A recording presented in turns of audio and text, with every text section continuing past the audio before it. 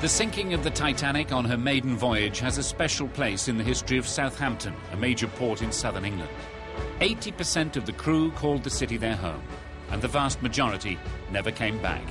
The Sea City Museum marks the centenary and charts the lives of 6 people who were on board.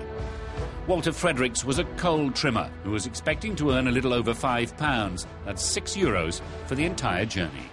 Walter Fredericks, when he left on his journey aboard Titanic, he left behind his wife of just 1 year, who was 8 months pregnant at the time with his first son. And the interesting thing is, on the 14th of April, the night they hit the iceberg, that was when he turned 21. Titanic pampered its passengers with the most luxurious standards and was billed as the most up-to-date vessel afloat at the time.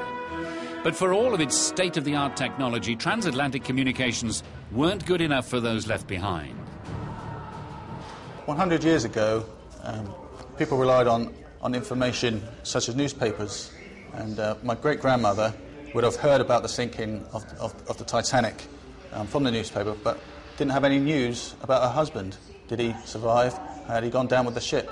So she would have had to go on down to the White Star offices in Southampton and await several days for a survivors list to be posted, which would have been a great worry, but then a relief when the news finally did come that he'd survived.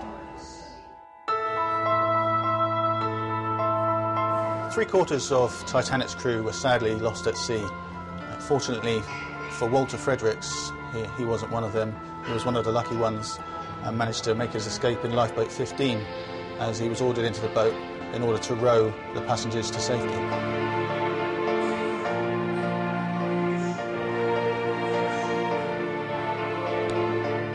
Walter and the other survivors arrived back in England on the 29th of April. Here they are, pictured in Plymouth.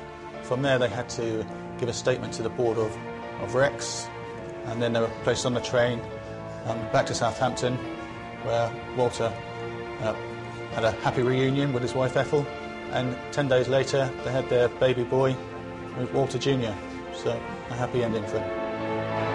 More than a third of all those who perished on the Titanic came from Southampton, the city that paid the highest price in terms of lives lost.